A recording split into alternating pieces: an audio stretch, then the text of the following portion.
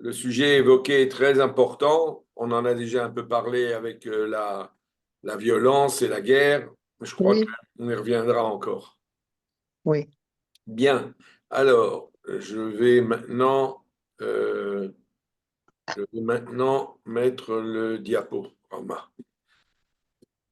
C'est un cours de Le page. voilà. Le voilà. Bien. Bon. Alors, nous sommes en train de parler du Maaseh Merkava, ce qu'on appelle l'œuvre du char ou le char céleste, ou je ne sais pas comment on peut le dire en français, hein, c'est le char, quoi. Le char, le chariot, le char. Le Maaseh Merkava, moi je préfère cette expression, elle sonne plus à mon oreille. Maaseh Merkava, parce que Maaseh, c'est le, le fait, l'œuvre, le récit aussi. Maaseh, c'est aussi un récit, le récit du char. Est-ce Alors, que ça vient de la sotte? oui, oui, bien sûr, c'est la sotte, c'est faire, bien sûr. C'est un fait, Oui, c'est non? le fait le fait du char. Oui, oui, oui, tout ça, c'est très bien ce qu'on dit là. C'est ce que on pense être la forme la plus ancienne de la mystique juive. Moi, je suis pas d'accord. Je pense qu'il y a beaucoup plus ancien encore. Mais c'est pas mon sujet, alors je laisse tomber. Et dans le judaïsme, cette mystique juive première, elle est sujette à ce qu'on appellera la contemplation, la méditation. Vous savez, c'est un sujet qui a été profondément méprisé par les maîtres alors qu'il était pratiqué. Mais aujourd'hui, au XXe siècle, au XXIe siècle, au XXe siècle, au XXIe siècle, il y a tout un tas de gens qui ont écrit sur la méditation en Israël, des juifs, des religieux, sur la fonction méditative dans le judaïsme. Et il y avait aussi Les chassidim ou pas forcément, non, non, pas pas forcément. forcément? Il y avait parce que tu penses à Bretzlev, il Oui. pratique la méditation. Mais il y en a d'autres, il y en a d'autres. Mais en, il y avait un grand rabbin, pas, il n'était pas grand rabbin, il était rabbin, un personnage très très curieux, le Rav Aryeh Kaplan, qui aux États-Unis a écrit énormément de livres sur la méditation, qui sont d'ailleurs traduits en français pour la plupart, et qui sont des livres de très grande valeur, hein. Je vous conseille vivement d'aller les lire. Bon, alors c'est ça la première mystique, ce qu'on va appeler la première mystique. On verra que le mot, on va beaucoup jouer avec le mot mystique, hein, parce que c'est pas un mot facile. C'est un sujet qui fait partie de l'ésotérie. Enfin, les gens, la culture veut le voir comme quelque chose d'ésotérique et qui prend, comme je vous l'ai déjà dit, pour base la vision de Ézéchiel dans ces deux chapitres, au chapitre 1 et au chapitre 10. Alors, on a donc une vision très complexe, très, très difficile, même à paraphraser de cette œuvre du char, de ce qu'est le char. Euh, mais ce qui est très intéressant, c'est qu'entre Ézéchiel et ce que la mystique va donner, il y a un grand, je dirais pas un fossé, mais une grande séparation dans la mesure où ça va devenir une pratique extatique. Une pratique extatique, on va encore revoir l'idée le mot extatique par la suite. Et cette pratique-là se place entre le 1er siècle et le 10e siècle, hein. C'est-à-dire c'est très ancien, c'est même avant le 1er siècle, même avant la chute du temple, déjà, il y avait du mysticisme de ce genre.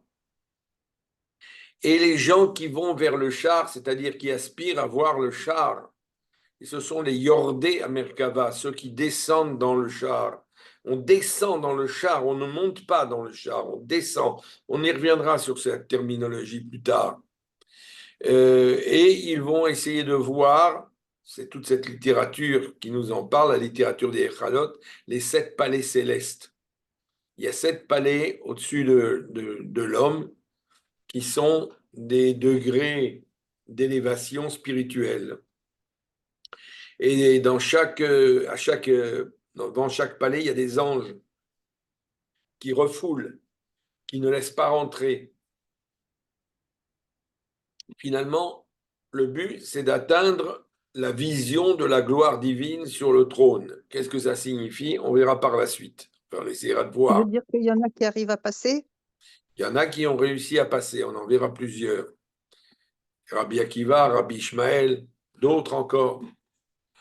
Euh, donc, l'état extatique, pour parvenir à la vision du chat, est une rupture avec le monde de la matière, avec le monde physique. C'est une élévation spirituelle. Tout le monde ne sera pas d'accord à ce niveau-là. Nous verrons que les sages se divisent beaucoup. Il y en a qui disent que c'est une élévation de l'esprit, il y en a qui disent que c'est une élévation du corps avec l'esprit. On en reparlera de tout ça, mais différemment sur différents plans. Et pour arriver à ces palais, à ces plans supérieurs, à ces étages, hein, comme si on avait euh, un édifice et qu'on grimpe dans l'édifice, il y a la vision. La vision joue un rôle très important, surtout dans Yéhezkel. On voit que la vision va jouer un rôle prépondérant, où on va voir des réalités qui sont invisibles à l'œil de l'humain. L'humain ne peut pas les voir. Ce sont les anges, ce sont des palais, ce sont des lumières divines absolument indescriptibles. Et souvent, comme dans la transe extatique, qui n'est pas forcément juive d'ailleurs, le corps est coupé de ses sensations. On a remarqué en neurosciences que les gens qui arrivent à faire ce genre d'élévation ont un taux très élevé de dopamine dans le cerveau. C'est très intéressant à noter. À mon avis, il doit y avoir aussi beaucoup d'adrénaline à ce moment-là. Adrénaline et dopamine, ces deux sensations, l'adrénaline nous coupant du corps et la dopamine donnant une sensation de satisfaction. Le mot, l'état extatique, qu'est-ce que c'est? Extatique, ça vient du grec extasis, être hors de soi, c'est-à-dire se sortir de soi-même. On connaît ces théories-là aujourd'hui, hein. Il y a beaucoup de gens qui ont pratiqué cette pratique où ils ont la capacité de sortir de leur corps et de se voir de l'extérieur. En mort clinique, c'est très courant. Ça s'appelle le corps astral, ce qu'on appelle le corps astral. C'est un état de conscience modifié qui se caractérise par un sentiment de ravissement, de plénitude, et souvent une suspension de la perception sensorielle ordinaire. On va revenir sur tout ça, hein, d'une autre façon, mais c'est une première approche. Ça paraît un peu bizarre tout ce que je dis, et on n'est pas habitué à tout ça, mais il faut bien l'appréhender pour comprendre ce dont il est question. Euh, dans beaucoup de traditions, non seulement pas juives, hein, pas seulement juives, mais autres, il y a une perte de raison, comme une espèce de hyper-conscience. C'est pas on devient fou ou quoi, non, mais on rentre dans un état d'hyper-conscience. Et c'est très difficile à décrire parce que l'extase n'a pas de mots. Il n'y a pas de mots pour décrire l'extase. C'est une expérience extrêmement personnelle, individuelle, qui est intraduisible par des mots. Alors on utilise des métaphores, on utilise des symboles, on utilise plein de choses, mais on ne parle pas de cet état mystique vraiment. On n'en est pas capable. Et pour beaucoup, l'extase n'est pas une fuite. Il y en a qui le considèrent comme une fuite, mais c'est une étape d'individuation, c'est-à-dire on va vers soi, on va se retrouver, on va aller vers la chose en soi, le noumen, on va aller vers quelque chose qui est de l'ordre de l'absolu. Et je vais aborder probablement aujourd'hui l'idée d'absolu. Qu'est-ce qu'on dit quand on parle d'absolu et de recherche d'absolu? Alors, il y a trois clés caractéristiques de cet état extatique. Il y a d'abord le secret.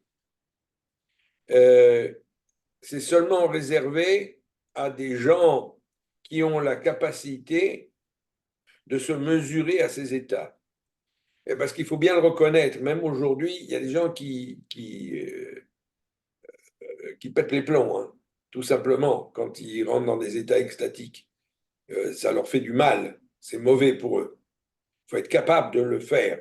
Alors, dans le judaïsme, on dit qu'il faut être marié, il faut être un érudit, il faut être mûr. Bon, on en reparlera parce que ça n'a pas toujours été vrai. Il y a aussi un autre phénomène dans cet état extatique, c'est chez les Juifs, on ne recherche pas l'unité avec Dieu, la symbiose avec Dieu, mais on recherche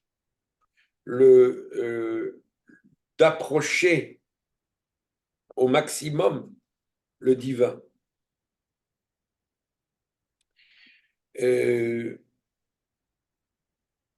Dans la Kabbale, par contre, quelques siècles plus tard, hein, le XIIe siècle, on va plus chercher l'aspect visuel que l'on trouve dans Ézéchiel ou même dans la littérature de la Merkava, des Chalot.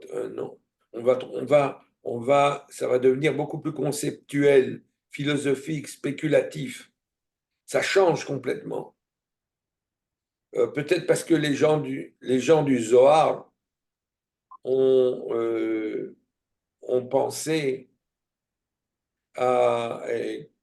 qu'il valait mieux être sur un plan de la parole, du verbe, que de l'expérience seulement physique. Vous vouliez dire quelque chose, Simcha Maïssa, je vois que vous... Oui, oui, Alors, bonjour. J'avais pas mis mon micro. Euh, euh, Là, vous venez de dire que l'humain, l'homme, il veut s'approcher d'un état très particulier de s'approcher de Dieu. Et alors que, en fait, c'est-à-dire en fait ne plus sentir son existence d'une certaine façon, c'est ça l'état modifié de conscience.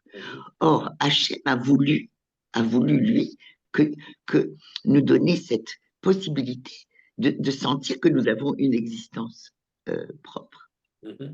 Et il y a un paradoxe. C'est comme si, enfin c'est ce que je ressens, c'est comme si on veut aller rechercher, il nous a été donné quelque chose comme un cadeau, j'appelle ça comme un cadeau, un don, un matana, de sentir, parce que si on ne sentait pas une existence propre, ben, on serait totalement soumis, en fait.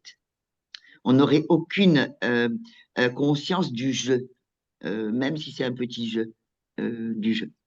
Vous voyez ce que je veux dire, Raphaël? très bien, je suis tout à fait d'accord. D'accord. C'est tout à fait ça. On vit dans un paradoxe. Ce paradoxe qui permet d'accéder à ces niveaux d'élévation. S'il n'y avait pas ce paradoxe, on n'accéderait pas à cette élévation parce qu'on serait constamment dans cet état d'élévation. Dans la littérature des Chalot, on peut voir, par exemple, cette idée-là que Adam, le premier homme, Adam Arishon, il était dans cet état-là, uniquement dans cet état-là d'élévation. Il n'avait pas conscience de son corps. Il était en élévation. Il était là, et c'est seulement après la faute de l'homme qu'il a pris conscience qu'il avait un corps et aussi autre chose. Donc, c'est quelque chose qui a été très bien cerné par les sages. Hein. Je peux poser une question? Oui, bien sûr. Simra, est-ce que je peux te demander, mais tu n'es pas obligé de me répondre, si tu arrives à atteindre, enfin, si tu arrives à vivre cette, cette éclipse de toi? Est-ce que je peux sortir un joker? Mais bien sûr, il n'y a pas de souci. Non, c'était pour savoir de quoi tu parles parce Non, que non, je peux te répondre sur une chose. Je peux te dire que j'ai déjà eu cet état modifié de conscience de me retrouver au plafond 2 fois dans ma vie, de de sortie de quoi? corps, de sortie de Ah, corps, ouais, ouais. ce qu'a décrit Raphaël. Le Voilà, je corps peux juste astral. répondre. Voilà, je peux juste répondre là-dessus. Je m'attendais pas du tout à ça. C'est il y a plusieurs années. je ne sais pas pourquoi, mais c'est vrai qu'on ressent quelque chose de, on ne peut plus bouger, notre corps il est inerte, et en fait on se voit au plafond. Bon, c'est un peu étrange, mais très très euphorique quand même. Voilà. Ça m'est plus jamais arrivé. Enfin, c'est toujours répondu juste là-dessus. Oui, il y a beaucoup de choses qui ont été écrites sur le corps astral, hein. Si ça vous intéresse, vous n'avez qu'à chercher dans Internet corps astral. Vous allez avoir une foule de matériaux qui sont liés à la mort clinique, qui sont liés à des Oui. situations. Mais il y a des gens qui le vivent même sans, j'en ai connu moi, qui le vivent comme ça. Ils sont capables de sortir de leur corps et ils se voient au plafond, comme vous dites, au plafond, ils se voient en dehors de leur corps. Comme s'ils étaient étrangers à eux-mêmes. C'est une espèce de dissociation, si vous voulez.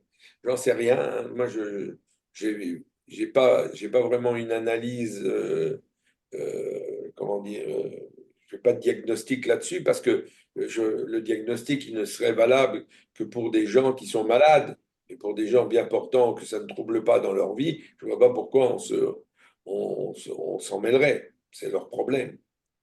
Bon, alors, la littérature de la Merkava s'appelle la littérature des palais. La littérature des palais est un corpus de textes, je vous l'ai déjà dit, extrêmement important. On n'a pas conscience dans le monde juif d'aujourd'hui de ces textes. Il y a de rares gens comme Mopsik, par exemple, Charles Mopsik à la Vache à l'Homme, qui s'est attelé sur ces textes-là. Il y en a en Israël, il y en a beaucoup en Israël. Moshe Idel, par exemple, s'est attelé sur ces textes-là. Il y en a d'autres, Rachel Elior. Donc, c'est des textes qui sont très premiers finalement. Moi, ça m'intéresse tout particulièrement parce que je considère que cette époque, entre le 1er siècle avant jusqu'au 6e, 7e siècle, c'est une époque de création. Se met en route un monde nouveau. D'abord, chez les Juifs, c'est le Talmud, hein, c'est toute la littérature talmudique et pré-talmudique finalement. Et puis, il y a une autre chose qui intervient, c'est la formation du monde de nouvelles formes de culte, de religion, dont le christianisme. Et tout ça, ça se passe près du monde juif, hein. C'est avec le monde juif ou très proche du monde juif. C'est influent. Il y a des interactions extraordinaires. Il y a les textes intertestamentaires, si vous voulez, vous pouvez les acheter, c'est dans la Pléiade. Ça coûte pas cher. Mais c'est passionnant de lire ces textes-là, parce que on voit les accointances entre le judaïsme traditionnel et des judaïsmes transformés ou des non-juifs qui sont très proches de textes juifs, mais en même temps complètement transformés, métamorphosés. Et ça, c'est intéressant parce que c'est le moment où se crée un nouveau monde. Le monde d'aujourd'hui, il est là. Il s'est créé dans cette période, dans ces 5, 6 siècles. Et le monde n'a pas beaucoup changé depuis. Alors, c'est intéressant d'aller voir là-dedans et de comprendre un peu. Quand Donc, tu penses aux non-juifs, tu penses aux juifs qui sont devenus chrétiens, par exemple? oui, bien sûr, ils sont devenus chrétiens. Les juifs ne sont pas devenus chrétiens. Ils étaient juifs de Oui. tendance chrétienne, mais ils étaient juifs et ils étaient respectueux des commandements. Ils Il y mangeaient en de a la encore, chair. tu sais, des juifs chrétiens en Israël. Oui, il y en a, bon, ouais, mais aujourd'hui, c'est autre chose. On est très loin de cette époque-là où on Hmm. pouvait être un juif pratiquer toutes les mitzvot, toutes les lois de la Torah, tous les commandements, et être en même temps chrétien. Qu'est-ce que ça veut dire être chrétien? Être chrétien, ça veut dire reconnaître Jésus comme une entité particulière euh, qui était le Fils de Dieu, qui a été, comment on dit, résurrection. Ressuscité. Il a, Ressuscité. il a été ressuscité, merci. Il a été ressuscité. C'est le Messie, c'est l'avenir du monde, etc. En même temps, ça paraît très loin du monde juif, mais ça est très près du monde juif. Oui, D'ailleurs, on parle toujours au nom du Père, du Fils et du Saint-Esprit. Alors on nous dit, ceux qui qui connaissent rien, ils disent oui, c'est du paganisme. Pas du tout. C'est pas du tout du paganisme. Au nom du Père, du Fils et du Saint-Esprit, c'est trois aspects immanents de Dieu, c'est de l'immanence. Or, chez les Juifs, on a exactement ces trois facteurs qui se disent autrement, qui se disent c'est Chesed, Abraham. Gvura et Tiferet. C'est les trois. Bon, ça porte d'autres. Il y a plusieurs noms qu'on leur donne. Hein. Chesed, Bina avec Tiferet. On a la même chose. On a le même. C'est Et l'immanence. on a aussi Abraham, excusez-moi Raphaël, excusez-moi. On a aussi Abraham, Yitzhak et Yaakov. Yitzhak, c'est le fils d'Abraham. Oui, oui, absolument. Abraham, il est Chesed. Euh, Isaac, Yitzhak. il est Gvura. Bina, c'est Gvura. Et le résultat, c'est Tiferet, c'est Yaakov. Exactement. On Oui, a. mais ils ont aussi Agnus Deo, quelque chose comme ça, Et alors? où le Christ est un sacrifice, Je non? ne comprends pas ce que tu veux dire. Ben, ça sort quand même du judaïsme. Mais oui, Dans le, dans le- tout sort du judaïsme finalement. Non, je veux dire, ça s'écarte beaucoup du judaïsme. Ça s'écarte et ça s'écarte pas. C'est très complexe. Si on y regarde de près, c'est très très complexe. Comme on va trouver du monothéisme dans l'hindouisme et un fort monothéisme, alors qu'on a l'impression d'avoir affaire à un paganisme terrible. Et c'est quelque chose d'extraordinaire, ça, de voir ce lien qu'il y a, cette universalité finalement d'une puissance spirituelle, une puissance, pas spirituelle, c'est pas le bon mot, une puissance abstraite qui influe sur le monde à l'aide d'émanations. C'est dans plein de traditions. Et ça, c'est extraordinaire de voir, parce que c'est finalement un archétype. C'est quelque chose qui unit tous les hommes. Et si on y regardait tous un peu plus près, au lieu de se contenter d'être dans la superficialité, ça nous aiderait beaucoup. Je continue. Regardez, Raphaël, juste encore une petite chose à presser. Pour la transformation du rite, j'avais fait une recherche sur les rites. Et en fait, à Mardi Gras, quand on mange des crêpes, les chrétiens mangent des crêpes, en fait, ça représente, dans le symbolisme, une pile de pièces de monnaie du Pidion Aben, les crêpes, du Pidion Aben de Jésus, puisque le Pidion Aben, on rachète le premier-né. C'est possible, c'est Et possible. après, ça s'étend partout, c'est-à-dire on sait même pas ce qu'on fait. C'est-à-dire qu'en fait, c'est ce que vous décrivez. Après, tout le monde fait, sans savoir au juste ce qu'on fait, mais on fait. Et d'où ça vient? D'où vient Et tout tout ça? ça. Oui. Et des rapports qu'il y a entre les hommes sans avoir eu de contact. Ça, c'est quelque chose d'extraordinaire. Ce rapport, ce rapport qu'il y a dans l'humanité alors qu'on ne s'est jamais rencontré. C'est ce relationnel, il y a un relationnel comme ça. Bon, pour eux. C'est ce qu'on appelait le structuralisme. Le structuralisme est un humanisme. Oui, mais c'est plutôt jungien comme formule. Mm. Parce que Jung disait ça, il disait que tous les hommes sont fondés sur des archétypes qui sont communs à toute l'humanité. Bon. Et donc, ça rejoindrait ça. C'est dit aussi en psychologie, Paul Ekman le dit très bien, il dit il y a six émotions qui sont communes à tous les hommes sur la Terre. Et il les donne, c'est la joie, c'est le rire, et c'est la tristesse, c'est le dégoût. Je ne vais pas continuer. Et c'est très intéressant ce qu'il dit Paul Ekman. Si vous avez envie d'aller voir un petit peu, Paul Ekman n'est pas du tout dans l'ordre du religieux, hein. C'est pas du tout, mais il voit un rapport entre les hommes. À ce niveau-là, il y a un lien émotionnel entre tous les hommes sur la Terre. Bon, je continue. Alors, c'est un corpus, donc, cette littérature des palais, énorme. Je vous dis tout de suite que son approche est très ardue. Il y a très peu de textes traduits en français. Il y en a un, c'est le Enoch 3, Hanor 3, qui a été traduit par Mopsic avec un appareil critique extrêmement développé, qui est un livre colossal. Il a été publié chez Verdier, vous pouvez le lire. Je vous dis tout de suite, c'est très dur, c'est épouvantable à lire, parce que c'est finalement, il faut drôlement s'accrocher pour comprendre de quoi il est question. C'est pas évident. Et ça, c'est ce qu'on a appelé toutes ces recherches que les hommes font. C'est pas forcément des recherches d'ailleurs, c'est plutôt des visions qui sont exprimées sur cette Merkava. Alors souvent, ce sont des textes anonymes ou pseudo-épigraphiques, c'est-à-dire qui sont attribués à des gens, mais ils n'ont pas été écrits par eux, ou à Rabbi Akiva, ou à Rabbi Ishmael. Rabbi Ishmael joue un rôle très très important. Lui, il va être un des grands qui va arriver très très loin dans le monde. Il ne fait pas partie de nos 4 rabbins. Il ne fait pas partie de nos 4 rabbins qui montent, mais on lui donne un rôle gigantesque là-dedans. Leur datation, on n'en sait trop rien, hein. Chacun dit une date, 1er siècle, 2e siècle, 3e siècle, 4e siècle, on n'en sait rien.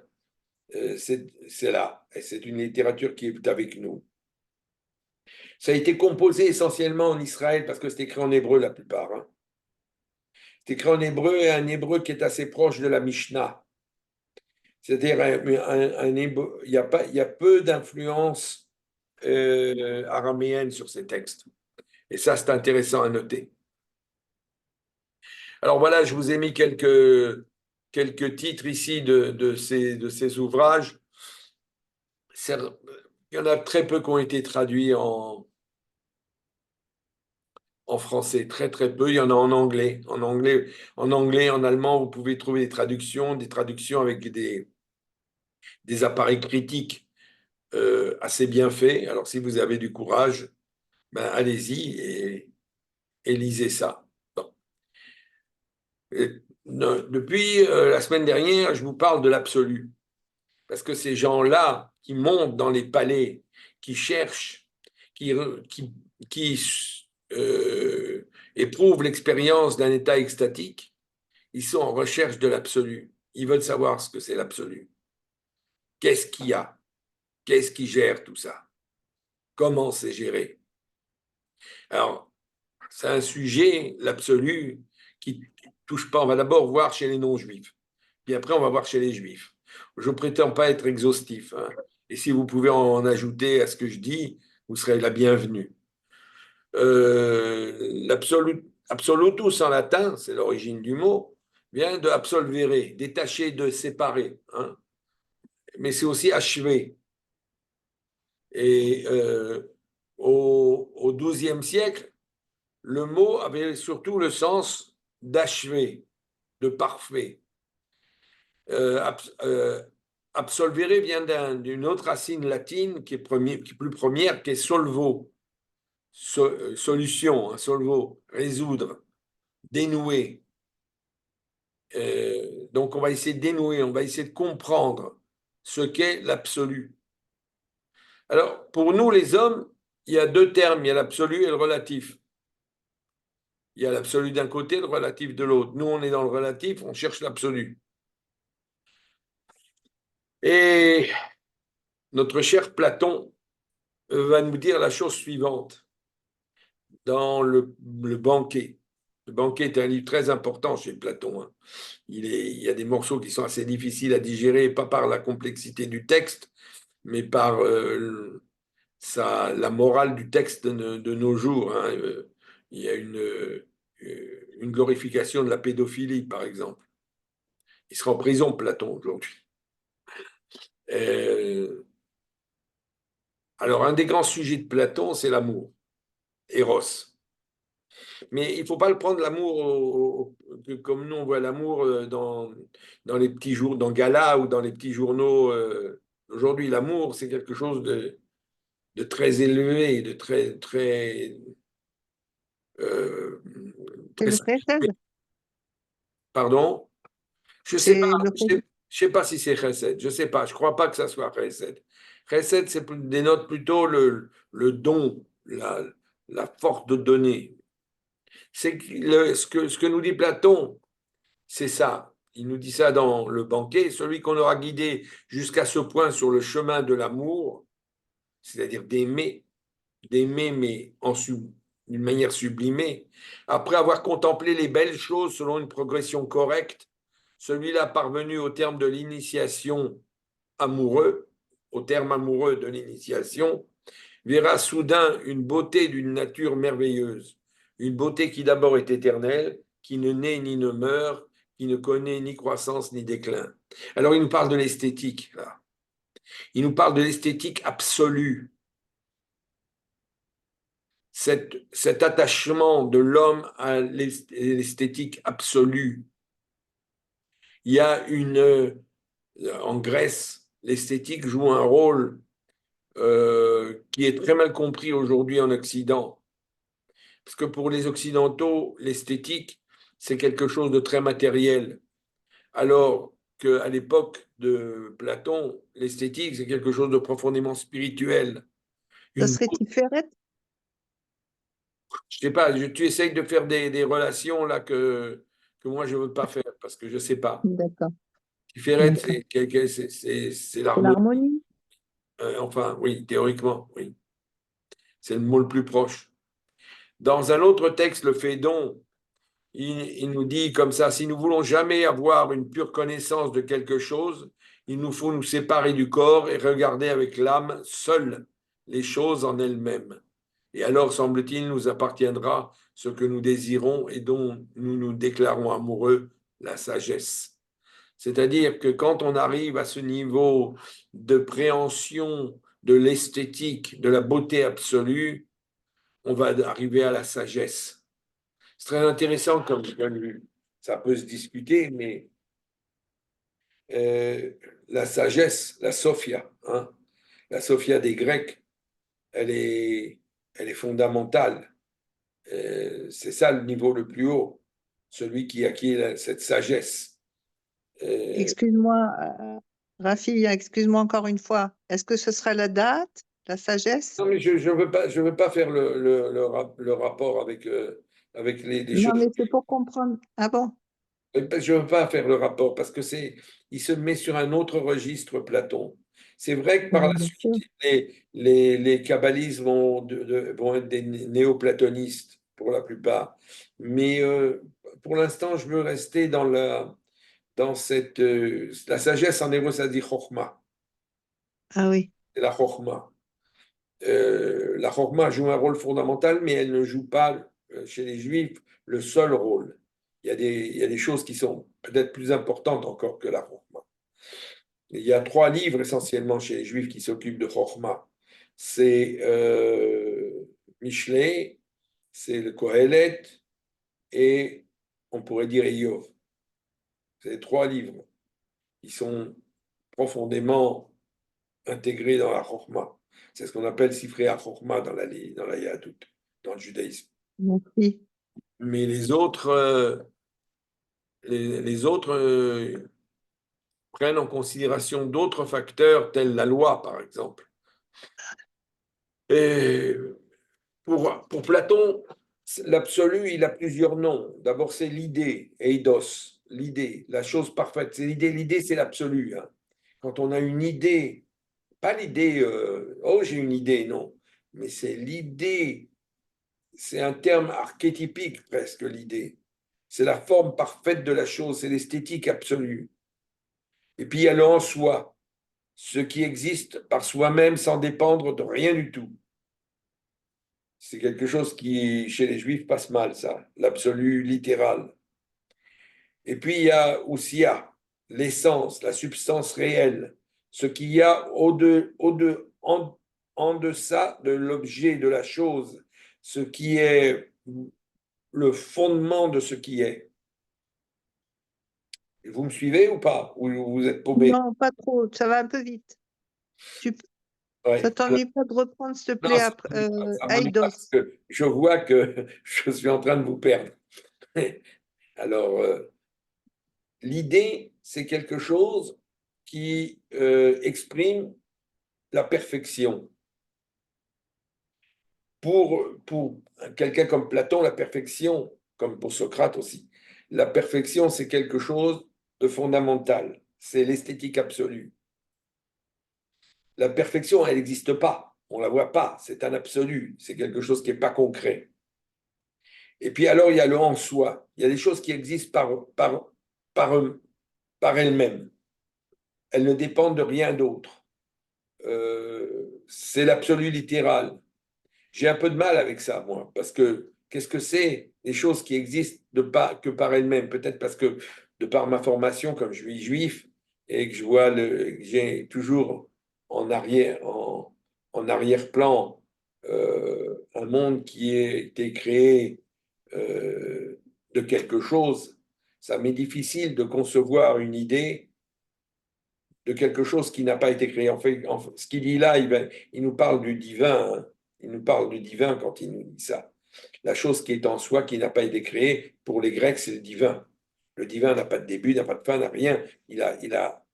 C'est quelque chose d'absolu, de tout à fait absolu. Chez les Juifs aussi, mais très différemment. On le verra peut-être tout à l'heure.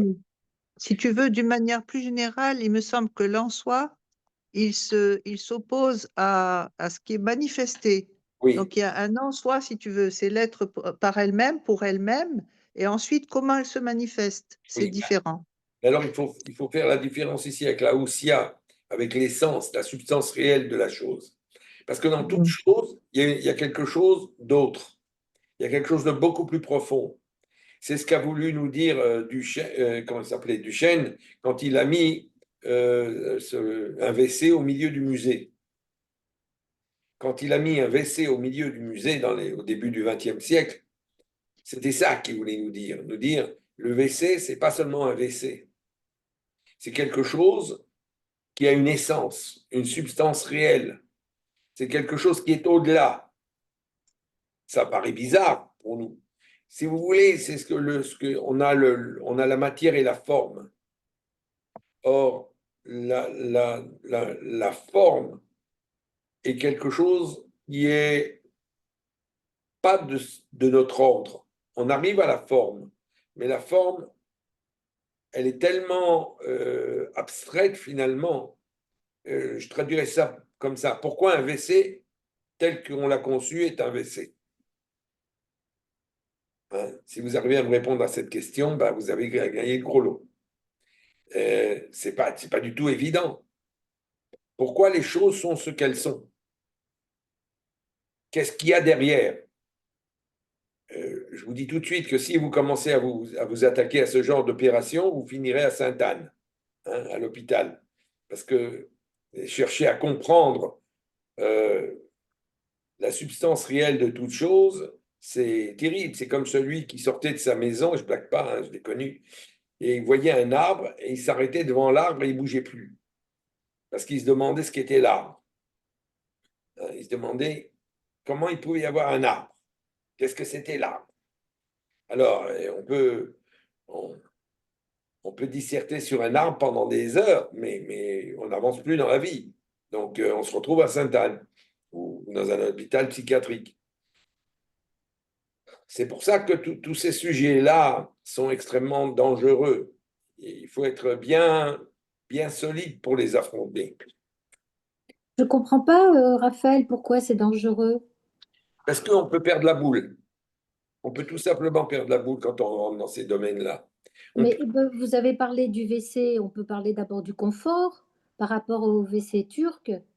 Ah oui, mais vous allez vous donner une raison de l'ordre de la logique. C'est pas pour cela que j'irai à Sainte-Anne. Non, mais vous n'allez pas rester une heure devant un WC à vous poser la question pourquoi le WC est comme ça. Oui, c'est Qu'est-ce vrai. qui se cache derrière le WC? Parce qu'on s'en sort plus. Si on vole trop haut, on perd contact avec D'accord. Mais la réalité. avec la réalité. C'est très mauvais. Duchesne, il n'a pas perdu contact avec la réalité c'était Duchesne. Non, c'est pas Duchesne. Comment il s'appelait? Enfin, Duchesne, c'était un toubib, nous. Comment il s'appelait? Duchamp. Duchamp. Duchamp. Alors, c'était exprimer quelque chose, de dire il y a l'esthétique, il y a l'art partout, dans toutes choses, même dans les choses qui paraissent les plus dégoûtantes. c'était vraiment une, une véritable révolte par rapport à ce qu'on considérait l'art jusqu'à là. Bon. Ensuite, nous avons Aristote, n'est-ce pas? Notre ami Aristote, qu'est-ce qu'il dit? Il dit dans la métaphysique, il y a donc un être qui meut sans être mu, un être éternel qui est une substance et qui est un acte. C'est-à-dire que pour Aristote, l'absolu, c'est de l'ordre de l'être qui se meut sans être mu, c'est-à-dire il a rien besoin d'avoir pour être. Il est éternel, il n'y a pas de début, il n'a pas de fin. Et en même temps, c'est une substance. Et quelque chose qu'on peut concevoir, un acte, avec lequel on peut avoir un rapport. C'est quelque chose d'absolument fantastique, ça. Parce que on est très loin du judaïsme, hein. Ce n'est pas du tout Dieu, hein, là, dont il parle. Et le Dieu d'Aristote, c'est un autre Dieu que le Dieu des Juifs, hein. Si donc Dieu possède éternellement cette félicité que nous ne connaissons, nous, que par instant, c'est une chose digne d'admiration. C'est-à-dire que nous avons la possibilité d'accéder à cette idée de quelque chose qui bouge sans bouger, quelque chose qui est sans être, mais nous n'avons la possibilité que de l'aborder pendant un instant. Et s'il la possède à un degré plus haut encore, c'est plus admirable encore. C'est-à-dire si on arrive à monter encore. Vous voyez, on est en recherche d'absolu. Or, c'est bien ainsi qu'il en est. La vie aussi appartient à Dieu, car l'acte de l'intelligence est vie, et Dieu est cet acte même. Et l'acte de Dieu en lui-même est une vie parfaite et éternelle. C'est-à-dire que tout ce qu'il y a dans ce monde provient de cette chose qui se meut sans être mue, de cette chose qui est sans être, et c'est ça qui anime le monde. Rafi, Oui, dans d'autres cultures, on pourrait appeler ça la béatitude. une forme de béatitude, oui, oui, oui, absolument, oui. C'est un mot chrétien, béatitude, hein. Ainsi, le moteur meut accidentellement ou il meut partiellement parce qu'une de ses parties peut créer le mouvement. C'est-à-dire qu'il y a quelque chose qui fait que ça bouge et nous allons bouger en fonction de ça. Et Aristote continue, il n'est pas possible que le mouvement ait commencé ou qu'il finisse, car il est éternel, ni que le temps soit né ou qu'il finisse. Il y a donc un moteur qui meut sans être mu. Il y a quelque chose pour Aristote qui est au-delà de tout, c'est ça l'absolu pour lui, qui fait que tout bouge, mais lui, il n'a pas besoin de bouger, rien. C'est quelque chose d'indéfinissable finalement. Il est démontré par ceux qui précèdent que cette substance est éternelle, immobile et séparée des objets sensibles. Elle ne peut avoir aucune grandeur, elle est sans partie et indivisible. On dirait, là, il se rapproche peut-être un peu du judaïsme, hein. C'est pas pour rien que Maïmonide a été farfouillé chez Aristote, qu'il a utilisé Aristote, qui a été influencé par Aristote. C'est justement à cause de phrases de ce type. Et alors il continue, Aristote, il dit, il ne faut pas suivre ceux qui nous conseillent de n'avoir que des pensées humaines, sous prétexte que nous sommes des hommes, ou des pensées mortelles, sous prétexte que nous sommes mortels. Il faut au contraire, dans la mesure du possible, nous rendre immortels et tout faire pour vivre selon la partie la plus noble de nous-mêmes. Car si petite qu'elle soit par la dimension, elle l'emporte de beaucoup sur tout le reste par sa puissance et sa dignité. C'est-à-dire qu'il faut essayer d'être au-delà de ce que nous sommes. Au-delà, l'absolu va commencer à être perçu quand on arrive à dépasser ce niveau qui est le nôtre, qui est celui de notre quotidien, de notre vie. On va essayer de ne pas être mortel, finalement, d'être un immortel, au moins par la pensée, par la partie la plus noble de nous-mêmes, comme il dit. Et ça, c'est vraiment une quête de l'absolu. Car même dans les réalités qui n'offrent pas d'agrément pour les sens, la nature qui les a façonnés offre des plaisirs infinis à ceux qui peuvent en connaître les causes et ceux qui sont vraiment philosophes et qui sont vraiment philosophes. On ne doit pas avoir une puérile répugnance à l'examen des animaux les moins nobles, car dans toutes les parties de la nature, il y a quelque chose de merveilleux. Alors là, il rejoint Spinoza, ou Spinoza le rejoint plus exactement. Il y a dans le, dans le monde dans lequel nous sommes quelque chose qui n'est pas, que nous n'apprécions pas forcément, mais qui entraîne à la philosophie. Et ça peut être aussi chez les animaux les moins nobles. On peut le trouver partout. Il y a toujours de quoi philosopher. Parce que pour Aristote, comme pour Maïmonide d'ailleurs, la philosophie, c'est le sommet. C'est là qu'on va acquérir l'absolu. C'est dans la philosophie qu'on acquiert l'absolu. Et ça, c'est quelque chose qui va animer les philosophes le long des siècles. Hein. La philosophie, et nous le verrons d'ailleurs dans un texte de Maïmonide plus tard, la philosophie est ce qui mène l'homme à cette possibilité d'acquérir l'absolu. Alors, on peut dire jusqu'à maintenant que l'absolu est aimant, c'est-à-dire qu'il est lié à l'esthétique, que l'absolu est vie,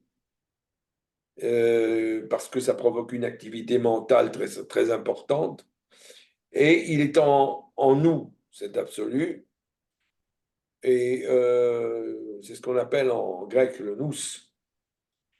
C'est une interface par laquelle l'humain participe à l'éternité. C'est cette pensée, cette faculté de réfléchir, c'est ce qui va nous mener à l'éternité, à avoir le rapport avec l'éternité, à comprendre qu'il y a de l'éternité même. Fille, tu Oui. peux revenir sur l'absolu et aimant parce qu'il est esthétique? Je vois pas le rapport là. Ben, l'amour pour Platon, l'amour, c'est ce qui va nous mener à l'esthétique absolue. On doit aimer cette esthétique absolue, qui est complètement abstraite d'ailleurs. C'est la beauté, ce qu'on va appeler la beauté avec un grand B, qui n'est pas de l'ordre de l'humain, qui est de l'ordre d'un ordre supérieur, d'un ordre de l'absolu, de l'ordre de l'absolu. Alors c'est ça, l'absolu est aimant. C'est-à-dire, l'absolu s'attache est lié à l'amour. Quand il y a amour, il y a absolu, mais pas l'amour d'un homme pour une femme, mais un amour pour cette recherche de la beauté absolue, de l'esthétique absolue, auquel on n'accède jamais, évidemment. C'est ça qui veut dire. Alors, moi, je vous ai donné là une petite liste de ce que les philosophes, c'est très court, hein, on dit sur l'absolu, par exemple pour Platon, on a le bien, les idées, la beauté, hein, la contemplation philosophique. Pour Spinoza, c'est la substance. Et comment on y arrive? Par les mathématiques. Pour Hegel, c'est l'esprit. Et comment on y arrive? Par la dialectique. Et chez Nietzsche, c'est le surhomme, avec les valeurs du surhomme, hein, Zarathustra. Et chez Pascal, ben, c'est Dieu, la foi et le pari. Peut-être que Pascal, il serait le plus proche des Juifs, j'en sais rien. Je crois que Spinoza aussi, il est bien proche des Juifs, d'une certaine façon. Parce qu'il l'était d'abord, et puis ensuite parce que son écrit n'est pas très loin de nos écrits. Il ne nous reste pas beaucoup de temps, je voudrais aborder, je crois que, oui, on va commencer l'absolu et le judaïsme. Alors, l'absolu est au cœur du monde juif. Hein. C'est quelque chose de très important, l'absolu. L'absolu, c'est Dieu. Quand je dis Dieu, je ne parle pas de Dieu. Je parle de ce qu'on ne peut pas nommer, de ce qui est. De ce qui est avant, après, pendant, c'est ce qui est. Et c'est ce que les Juifs vont dire dans le Shema Israël. Écoute Israël, l'Éternel est notre Dieu, l'Éternel est un. L'Éternel est un, c'est l'absolu. Il y a que Dieu qui est un. Tout le reste est deux. Donc, prendre conscience qu'il y a un, c'est quelque chose qui nous rapproche de l'absolu. C'est pour ça qu'il y a ce verset qui est répété comme une mantra dans le monde juif.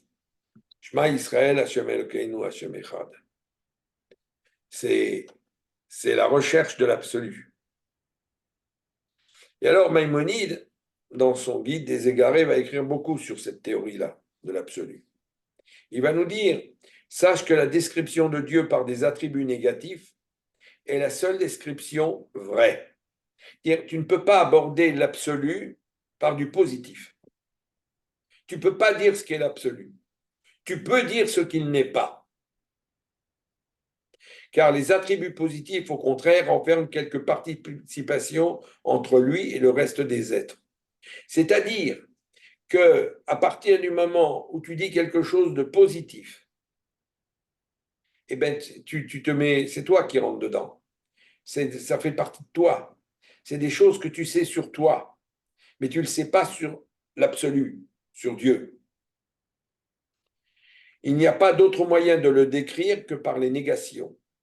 Chaque fois que tu auras prouvé par démonstration la négation d'une chose à l'égard de Dieu, tu seras sans doute plus parfait qu'auparavant et tu seras plus près de le connaître. C'est-à-dire, plus tu vas dire ce qu'il n'est pas, plus tu t'en rapproches. Parce qu'on se rapproche du nihilo, du rien, du néant absolu. Et le monde est ex nihilo. Le monde vient de ce néant, et le monde est créé yesh mi yesh, de ce qu'il y a vers ce qu'il y a, de la matière à la matière. Oui, Daniel. Non, je viens de réaliser que non. J'avais une objection sans votre honneur, comme on dit, mais je me disais, on peut dire, mais en français, j'ai réalisé après, qu'on peut dire Dieu est infini. Mais en hébreu, ça donne blissof, Ein Sof. Ein Sof. Oui. Mais même quand on dit Dieu est infini ou quand on dit Ein Sof, c'est encore une notion humaine. C'est encore une notion humaine parce que nous percevons qu'il y a un fini et un infini. Mais c'est d'ordre humain. La Kabbale emploiera une expression différente, il dira chez l'onitan la saga. Chez l'onitan la saga, il n'est pas donné de l'appréhender. Il n'est pas donné de l'appréhender. C'est du négatif. Hein. Il n'y a pas de positif. C'est impossible. C'est quelque chose. Tout ce que je vous dis là, vous êtes en train de me dire, mais regardez dans les synagogues, regardez les juifs qui prient, regardez les juifs, ça ne correspond pas du tout à ce que vous dites. Mais c'est vrai, mais le judaïsme, ce n'est pas ce qu'il y a dans les synagogues.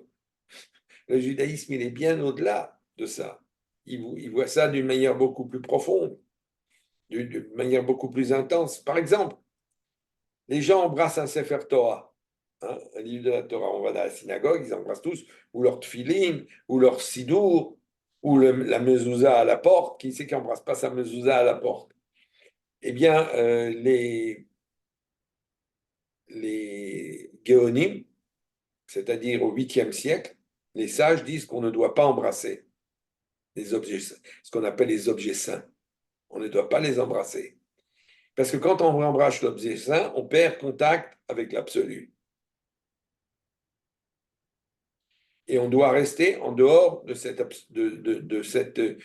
matérialisation. On est toujours en quête de matérialisation. Parce qu'on a un mal fou à aborder l'absolu. C'est très déprimant de s'exprimer par la négation. de dire il n'est pas. Ah, qu'est-ce que j'ai dit là? C'est compliqué, hein? Oui, oui, Daniel. Oui, mais quand même, Rafi, même si on embrasse une mezouza ou un Sefer Torah, je pense qu'on le fait pas pour l'objet lui-même, mais par référence à Kadosh Baruch Hu. Ça serait bien pour. C'est déjà plus le commun des mortels. Les gens, quand ils embrassent la mezouza, ils ont l'impression ils sont protégés, ça y est, ils ont fait leur petit truc. Mais c'est pas du tout ça l'objet de la chose. Et on a du mal avec l'absolu. On a un mal de chien avec l'absolu. C'est difficile d'être dans le négatif. On a du mal, l'être humain a du mal avec le vide. Regardez, pour donner un exemple qui n'est pas du tout lié au monde juif. En Italie, au Moyen Âge, l'art va remplir le mur, va remplir la structure. On ne laissera pas de place. Et vous savez pourquoi? Parce que le vide, c'est le Satan. Le vide, c'est le Satan. Et l'homme a du mal à comprendre que le vide, ce n'est pas le Satan. Le vide, c'est quelque chose de très plein. Je vous invite à lire un livre de Roland Barthes là-dessus. Comment il s'appelle ce livre? C'est sur le Japon, où il dit que, je me rappellerai du titre du livre par la suite, où il dit, au Japon, le centre de la ville est vide. En Occident, le centre de la ville est plein, rempli de maisons, c'est le centre. Et chez les Japonais, c'est complètement l'inverse. Alors, c'est intéressant ça, parce que c'est une autre appréhension du vide. Pour l'Occident, le vide, ça fait peur. En Orient, ça fait beaucoup moins peur. Chez les Juifs, le vide, enfin ce que j'appelle le vide, là, l'absolu, c'est quelque chose qui est extraordinaire, auquel on n'a pas accès et qu'on ne peut dénommer que par du négatif. Et je crois que ça, c'est une première idée, une première approche de l'absolu. Alors, on va essayer. Excusez-moi, Raphaël. Est-ce qu'on pourrait dire, c'est une formule un peu étrange, mais on y va, que ça serait un vide rempli de plein? Oui, un vide rempli de plein, c'est ce que j'ai dit tout à l'heure, oui. Un vide rempli Ah, de j'ai pas plein. entendu, pardon. Et le vide, c'est le J'ai pas plein. entendu. Le vide est plein. Je suis d'accord. Le vide, c'est là que c'est plein. Et notre monde à nous, ce qu'on va appeler le plérum, n'est pas vide. Il est rempli. Mais le vide a quelque chose de plein. C'est-à-dire qu'on peut percevoir l'absolu par la négation. Et c'est une idée qui aujourd'hui n'a pas vraiment cours, bien que si vous en parlez à un sage, il va vous dire oui, bah, c'est ce que dit Rambam, c'est ce que dit Maïmonide. Mais est-ce que dans l'application, ça le fait? Non, sûrement pas. Mes chers amis, je ne vais pas continuer la parabole du palais parce que c'est la continuation de notre ami Maïmonide sur la question. Il va nous raconter toute une histoire là. Et il a fait une métaphore pour essayer de nous faire comprendre de quoi il est question. Euh, je vais vous poser une question. On est là, je suis en train de parler. J'ai l'impression que je vous laisse en arrière. Alors, je voudrais que votre avis, parce que c'est très important, et de voir comment on peut, si vous voulez, diriger le bateau. S'il y a un- Si c'est trop, si c'est trop abstrait ce que je dis. Alors, Moi, je trouve que c'est accessible. Et Oui, c'est moi très aussi. intéressant de voir que sur le plan de la logique, il y en a qui pourraient définir Dieu comme le bon, le bien, etc. Et là, on est un petit peu comme en mathématiques, la négation de la négation devient positif. Hum. Mais c'est un petit peu, je dirais presque, je m'exprime mal, mais en disant par l'absurde, on peut cerner quelque chose qui n'est pas définissable. Et donc, on s'en approche, mais on ne sait pas. On ne sait pas trop quoi, mais on s'en approche. Et tu sais quoi, tu viens de dire quelque chose d'extraordinaire parce que j'y ai pensé ce matin en relisant le cours. J'ai pensé au mythe de Sisyphe de Camus.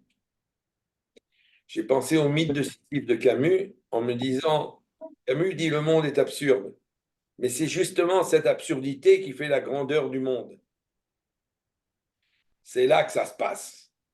Et en plus, on a l'impression de dire des bêtises quand on veut dire des choses qui sont correctes.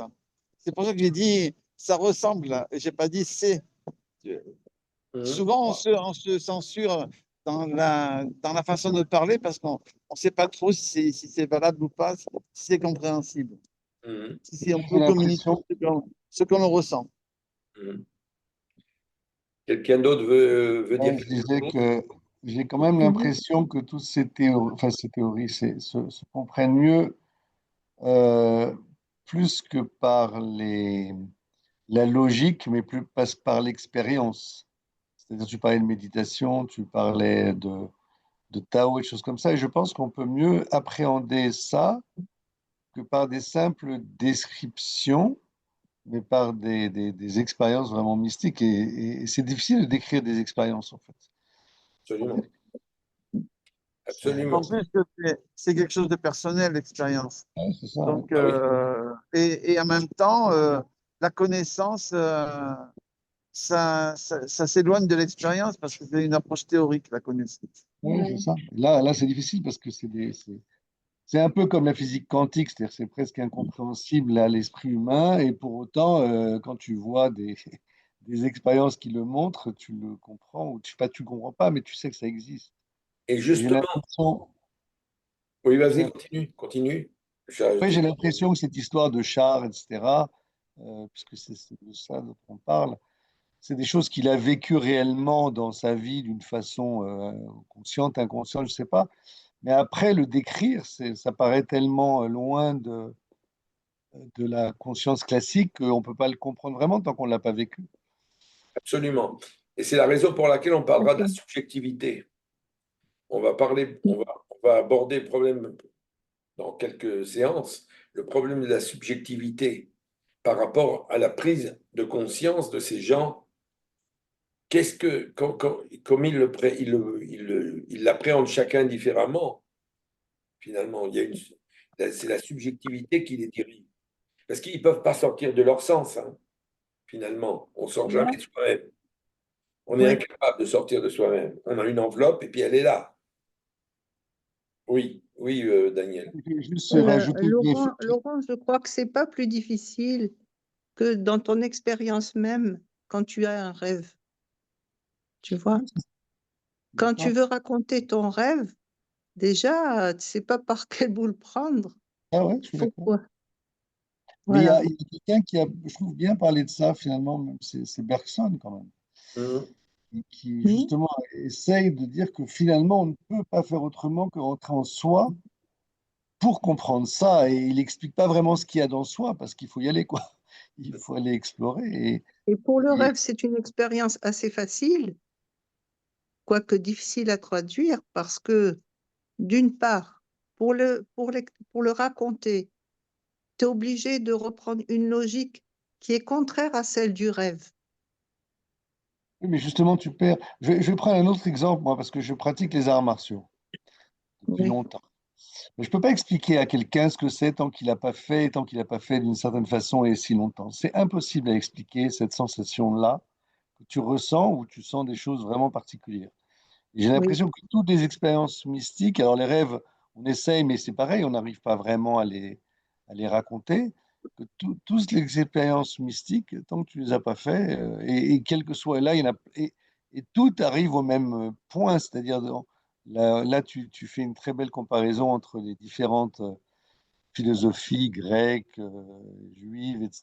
Et en fait, chacun va mettre l'accent sur un truc, mais arrive à peu près au même point. Mais tant que tu n'es pas rentré là-dedans, ça paraît vraiment très difficile. Et c'est pour ça qu'on est un peu perdu, parce que comme on n'est pas rentré dedans, bah, cette histoire de char, par exemple, bon, ça nous paraît vraiment, bon, c'est son truc à lui, mais ça nous... On pourrait dire que c'est comme un travail de transposition ou même de traduction d'une langue à une autre, mais de transposition d'une expérience à une autre. Oui. Ça veut dire que quand Rafi va nous raconter les chars et tout ça, eh ben, on va trouver en nous, à un moment donné, tac, ça va faire un tilt avec une expérience transposée, pas la même forcément, mais une transposition dans notre vécu, dans notre expérience. Et si on est suffisamment ouvert, et tu vois, c'est comme dans le rêve, on ne peut pas raconter son rêve à n'importe qui. Pourquoi? Parce que l'autre, il compte autant que celui qui donne le récit. Tu vois, le récit que Rafi va nous montrer, et nous sommes aussi importants pour le recevoir que le récit lui-même. Oui, oui, c'est tout à fait vrai. Tout à fait vrai. C'est pour ça que Rafi nous demande peut-être, est-ce que vous êtes prêts à continuer cette aventure? Oui, exactement. Oui, J'ai l'impression qu'on est entre deux limites, entre la limite de la mort et du vivant. Ça veut dire qu'on est détaché de tout ce qui peut nous rendre des pensées qui vont circuler à gauche et à droite ou parasiter le cerveau, et le fait qu'on est complètement relâché, comme si quelqu'un il est mort et inerte. Donc, entre les deux, cet espace-là, c'est ce côté-là qui est un petit peu l'absolu. L'absolu ou l'extatique, tout ce qu'on pourrait imaginer, qui fait qu'on est détaché de tout ce qui peut peser et on est léger, donc on peut s'élever parce qu'on a le corps qui est léger et réuni, unifié et pas Dispersé. écartelé dans différentes directions. Ce soir, je vais manger quoi? Et puis, il fait chaud, je me coupe la tête. J'ai oublié mes lunettes, où est-ce que je vais les chercher? Donc là, on est écartelé, que là, on est complètement unifié. Pas au sens que le divin, mais quelque part, je veux dire, on peut se retrouver, je veux dire, plus proche d'une sérénité, voilà, d'une harmonie, d'un équilibre, de quelque chose qui devient léger. Où on peut trouver, je veux dire, pas la vérité, mais une certaine, un équilibre parfait, quoi. Je veux dire, l'équilibre, c'est entre deux tendances. Et là, je veux dire, le corps est léger parce que le corps, quand il est en équilibre, il pèse plus rien, je veux dire. C'est quand on va tomber à gauche ou à droite, quand on fait des efforts, les muscles ne font plus rien lorsqu'on est dans une position d'équilibre parfait. Donc, le corps, il pèse autant à gauche qu'à droite, devant et derrière. Donc, on ne sent plus le poids.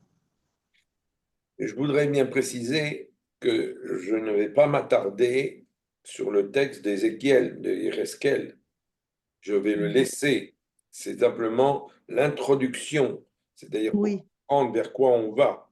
On va vers quelque chose d'autre et qui va nous interpeller à des niveaux extrêmement humains, tout en étant dans des sphères qui nous paraissent pas humaines, mais on va avoir des interpellations absolument fondamentales pour comprendre l'humain.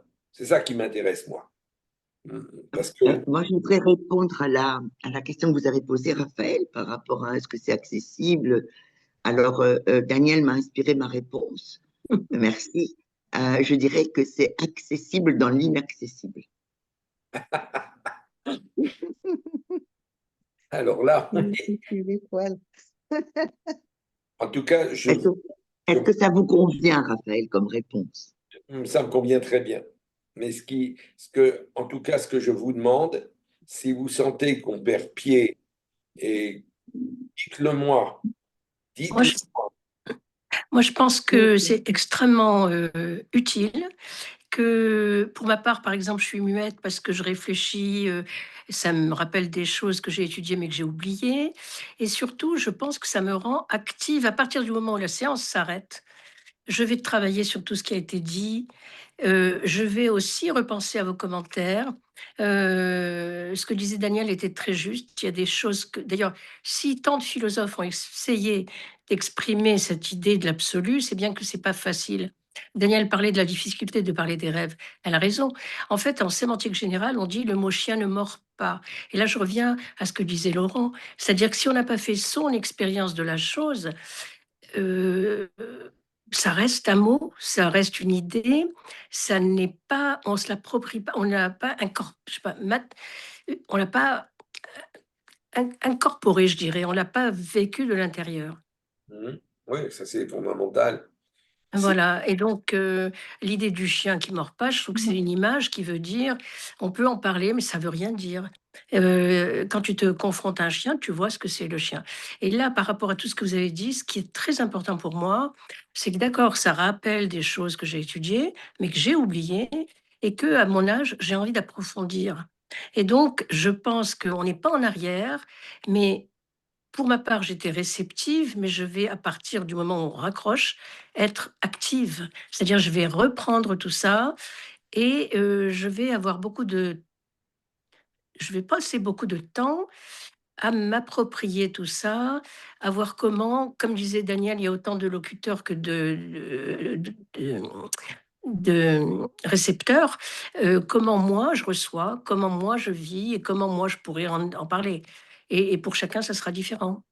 Absolument, absolument, absolument. Et, Oui.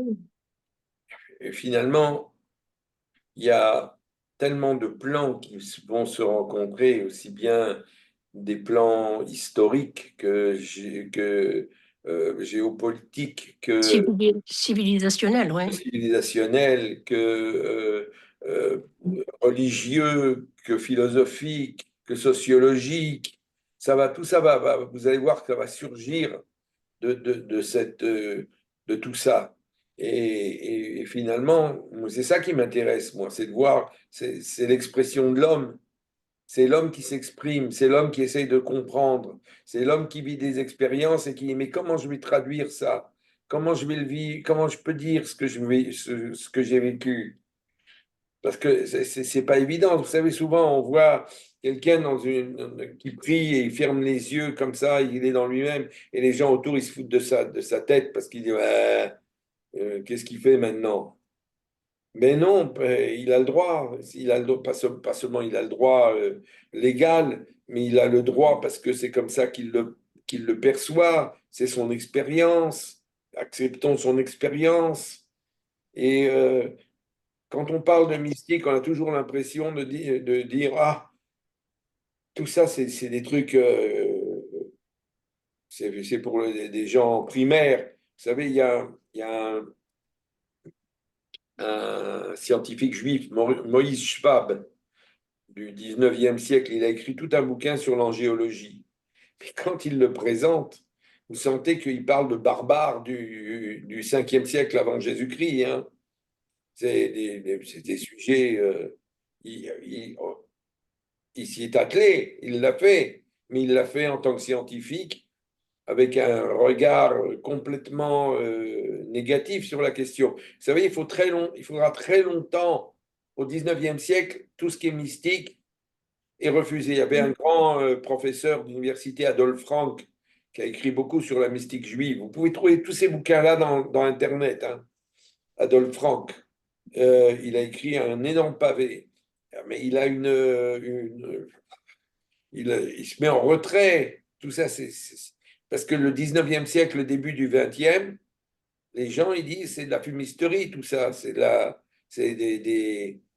comment on dirait, des idées préconçues, des choses qui n'ont aucun rapport avec notre logique, notre réception. Alors que dans les années 30, arrive un monsieur qui s'appelle Gershom Shalom et qui dit mais c'est un sujet d'université, ça. C'est pas une petite blague. C'est quelque chose de très sérieux. Solem.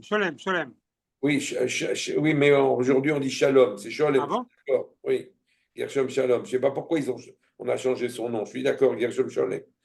Mais il dit c'est très sérieux, c'est pas de la blague, c'est de la culture, c'est une grande culture. Il faut pas la renier. On doit l'étudier, on doit la comprendre. Alors lui, il est très, très universitaire sur ce plan-là, mais après, ses successeurs, ses élèves, ils changent complètement, ils deviennent s'ils ne sont pas des kabbalistes, ils n'en sont pas loin. Ils n'en sont pas loin. Un gars comme Mopsik, c'était un kabbaliste. Moshe Hidel, c'est un kabbaliste. Il y en a plein comme ça en Israël. Il y a des gens des très gros calibres, hein, qui. Tu remarqueras que Mofsik, il a été rappelé très tôt comme Harry Kaplan, hein. Ils sont partis très jeunes, Oui, très très jeunes. Oui. tous les deux. Parce que ça les brûlait de l'intérieur, hein. Alors, c'est quelque chose d'absolument remarquable de voir ces gens qui font revivre une tradition qu'on était en train d'enterrer. Et on ne l'a pas encore déterrée, hein. C'est pas dans le mainstream, c'est pas dans la ligne centrale du monde juif, de la culture juive. C'est toujours de côté. Et quand on vous présente aujourd'hui la Kabbale, très souvent, c'est du folklore. Bon, c'est folklorique. C'est des gens qui viennent et qui vous disent: ah, je vais te soigner par la Kabbale. De la psycho-Kabbale, soi-disant, souvent, ou de la Kabbalah mahassite, ou des pratiques que tout le monde refuse, d'ailleurs. Les grands kabbalistes ils ont toujours refusé. Ils ont refusé ces pratiques qui ont été pratiquées. C'était de la magie kabbalistique. Ça ne veut pas dire que ça n'a pas d'effet, ça ne veut pas dire que ça n'agit pas. Mais ce n'est pas ça le but. Le but, c'est l'absolu. Le but, c'est l'absolu. Cette approche de l'absolu, ce besoin d'absolu qu'ont les hommes. Et c'est ça qui nous fait hommes, c'est d'avoir besoin d'absolu. C'est un niveau très, très, très élevé. Bien. Mes chers amis, je vous souhaite une bonne semaine. Je mettrai ça sur Internet, hein, sur YouTube, et vous pourrez le lire. Et d'ailleurs, je vais mettre beaucoup, beaucoup de choses sur Internet qui ne sont pas en ce moment sur YouTube. Elles sont sur YouTube, mais c'est dispersé dans plein d'endroits. Plein de conférences que j'ai fait en hébreu, en français. Excuse-moi, Rafi, là j'ai mis le lien pour aller sur la chaîne Pardes que tu as créée, là, c'est ça? C'est Et pas la donc chaîne là, Pardes, hein. Il y a plein comment dire, il y a plein De conférence. conférences là-bas. Il n'y a pas que Pardes, mais ça va Oui, être oui. ordonné. Je vais l'ordonner. Je m'en occupe. ah. Mais tu Enfin, as pas réussi j'ai mis le lien pour arriver sur ce YouTube-là, en fait. tu as pas réussi à ouvrir? Si, j'ai mis le lien, on peut ouvrir par ça. Oui. C'est-à-dire qu'en fait, j'ai trouvé comment ouvrir, et en fait, en arrivant sur ce YouTube-là. Il faut rentrer sur YouTube. Il Ah faut oui, oui, rentrer c'est ça. sur YouTube. Si vous Sur ton rentrez YouTube, sur ta chaîne YouTube, en fait. sur ma chaîne YouTube, c'est Voilà, là c'est qu'il ça. faut rentrer, parce que autrement vous l'aurez. C'est là que j'ai mis ça. J'ai mis ça dans l'avant-dernier post là. C'est Oui. comment on rentre sur la chaîne Merci. YouTube. Merci, Oui, bonne c'est continuation. super. Merci beaucoup. Allez, Alors, bye, merci. Donc, pour conclure, l'homme a besoin d'absolu. C'est une bonne conclusion. l'homme a besoin absolument d'absolu, comme de l'eau. Exactement. D'accord. Bonne conclusion. Allez, Allez, merci. à bientôt. Bye. Bye Bye. bye. Merci, merci. Bye.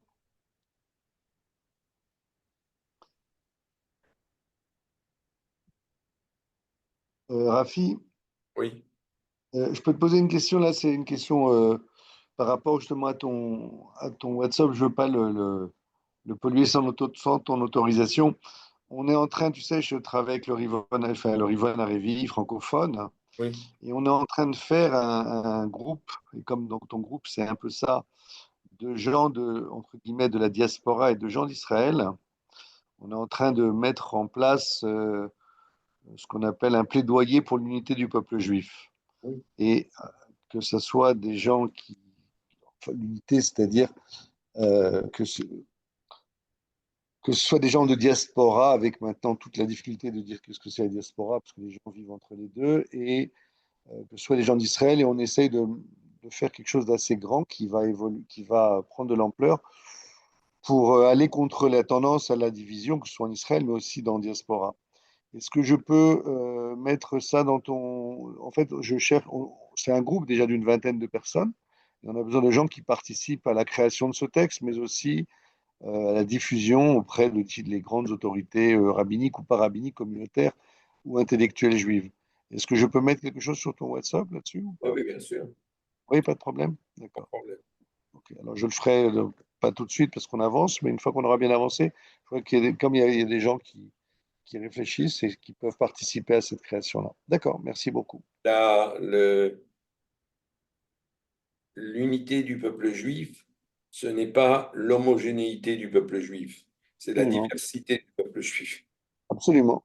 Et c'est ça, c'est-à-dire on voudrait en gros rassembler l'ensemble sur des valeurs minimales que tout le monde s'accorde pour faire émerger ça, alors qu'actuellement, notamment, que ce soit en Israël, mais aussi en France ou en Occident, il y a des voix qui cherchent à aller dans tous les sens, enfin, qui cherchent à faire une majorité de leur propre pensée. Donc on cherche à faire une unité, donc un texte très de haut niveau, on essaie au niveau, on va dire, de pensée, mais qui peut rassembler. Il y avait un jour, je te raconte ça parce que c'est une histoire que je trouve fantastique. Euh, il y a une quarantaine d'années, j'ai donné une conférence à des prêtres, mais des calibres, hein, des prêtres. Il y avait le père Dupuis, il y avait le père Dubois. Tout ça, c'était le père Dupuis, il a traduit Sholem en français, hein, Shalom en français. C'était un connaisseur du judaïsme. Dubois était un grand philosophe. Il a été chef du département de philosophie à Jérusalem. Ils m'ont posé la question suivante. Ils m'ont dit, mais comment est-ce qu'on peut être juif à Mea Shearim et être juif au kibbutz Mizra où on élève des cochons? C'était la question. Et alors, j'ai ma réponse. Je ne m'attendais même pas que j'allais répondre comme ça. J'aurais dit, c'est ça le peuple juif. C'est Oui, c'est ça. cette diversité. Et oui, c'est sûr, absolument. C'est Ouais, ça. c'est ce qu'on essaye de faire. En fait, et quelque part, on essaye d'inclure au maximum les différentes composantes du peuple juif. Bon, merci. Ouais. Non. Et je ferai passer sur un moment, si des gens veulent se joindre à ce groupe. On est déjà une vingtaine hein, de gens, mais plus on sera nombreux, plus il y aura des façons de voir les choses, de facettes, Bien sûr. notamment la diaspora et pas seulement francophone d'ailleurs. Ok, Absolument. super. Il y a une tendance aussi en Israël de dire il y a les juifs d'Israël et il y a les juifs de diaspora. Et cette scission, elle est complètement. Elle n'a pas de sens. On le voit bien Oui, d'ailleurs. absolument. Et puis bon, il se trouve par exemple que là, parmi les juifs de diaspora qu'on avait hier dans la réunion là, que j'ai organisée, la plupart ont leurs enfants, leurs petits-enfants. Ils vivent entre les deux maintenant. Oui. Et dans ce monde moderne, on est dans de plus en plus délocalisé de toute façon. Et c'est vrai que faire cette distinction accentue les divisions. Ok, Absolument. super. Bon, ben, merci beaucoup de son. Alors, Beatzlara. Ok, merci. Ben, Bye. bravo pour le coup. À bientôt. Merci. Au revoir. Bye.